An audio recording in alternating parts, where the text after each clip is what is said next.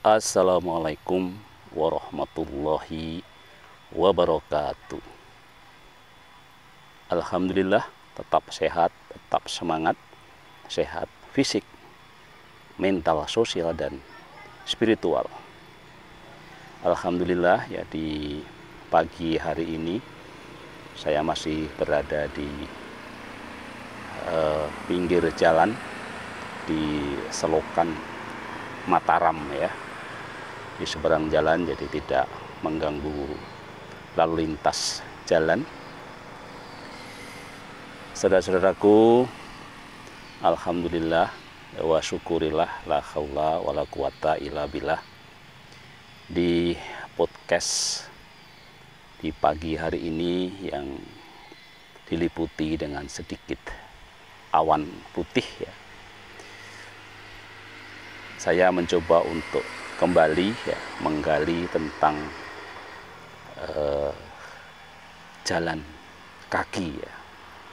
Di beberapa waktu yang lalu, mungkin sudah 2 bulan yang lalu, sempat kita gali tentang apa manfaat dari aktivitas fisik jalan kaki.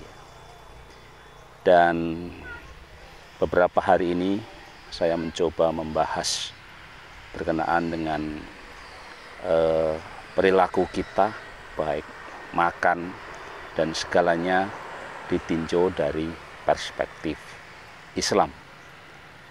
Nah, untuk pagi hari ini yang akan kita bahas yaitu tentang bagaimana adab Islam berkenaan dengan jalan kaki.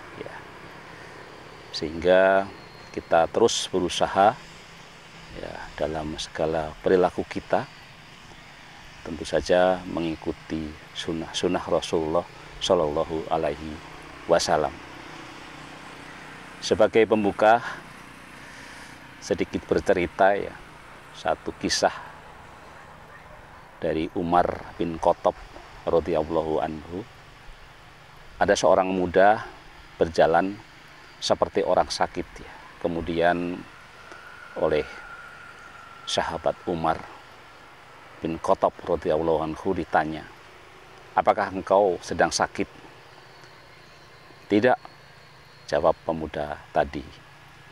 Kemudian dengan segera Umar mengambil cambuk dan menyuruh menghardik atau memukul cambuknya supaya anak muda tadi berjalan dengan tegap.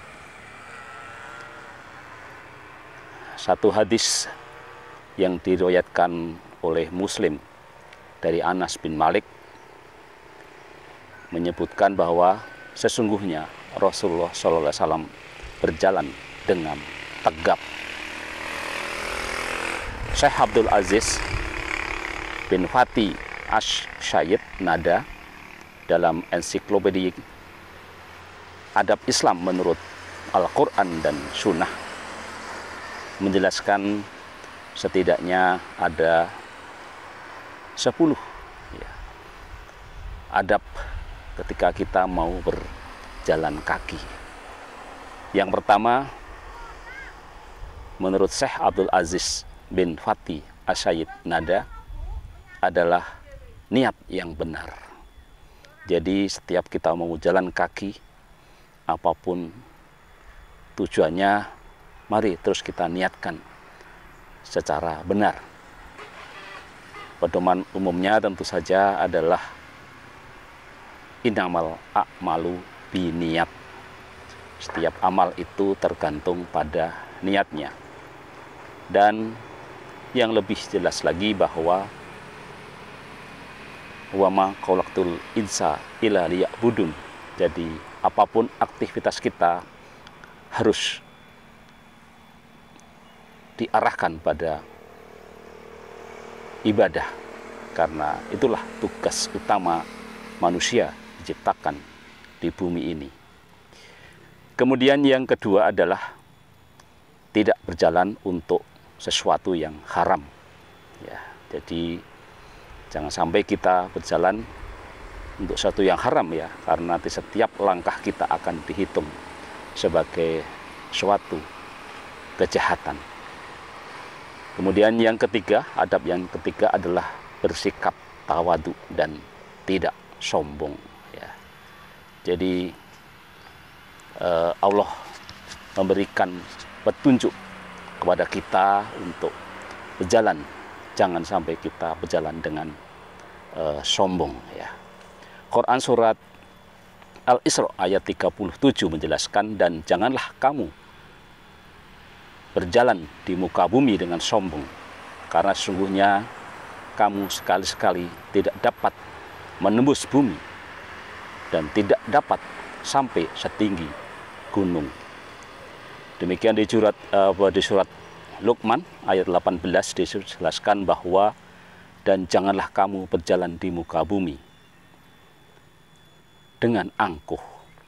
Sesungguhnya Allah tidak menyukai orang-orang sombong lagi membanggakan diri.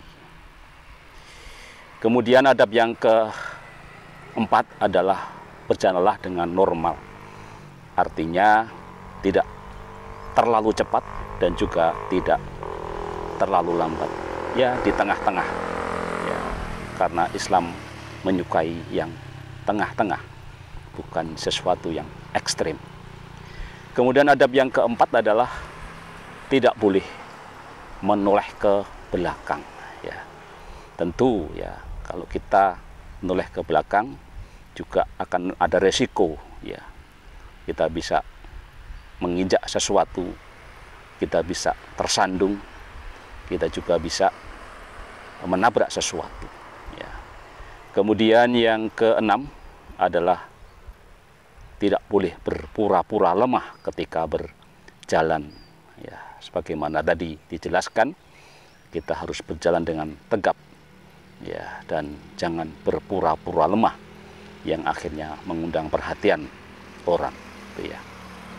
Kemudian yang ketujuh adalah berjalan dengan kuat, karena ada satu kaidah bahwa Rasulullah SAW menyukai muslim yang kuat, bukan muslim yang lemah.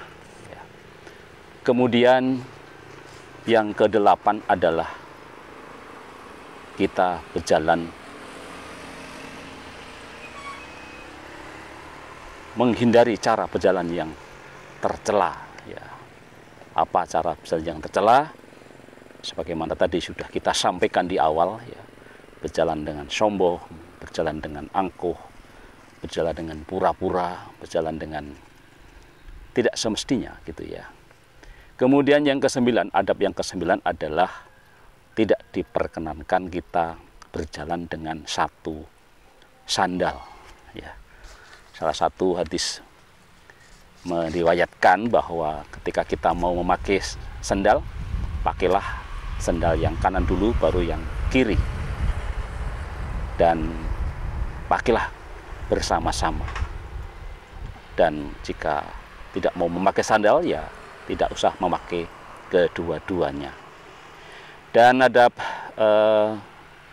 berjalan kaki yang ke-10 atau yang terakhir adalah bertelanjang kaki sesekali waktu.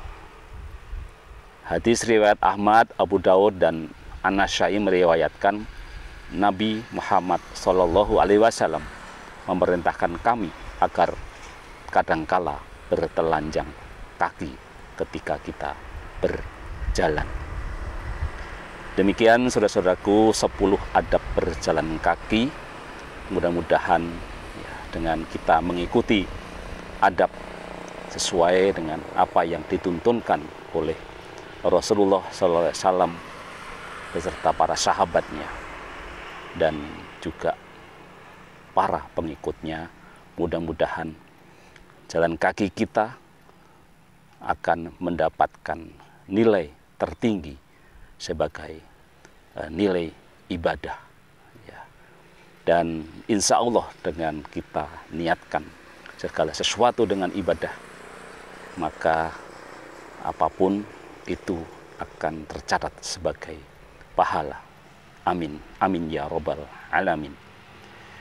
Tetap sehat, tetap semangat, sehat fisik, sehat mental, sehat sosial dan spiritual. Wassalamualaikum warahmatullahi wabarakatuh.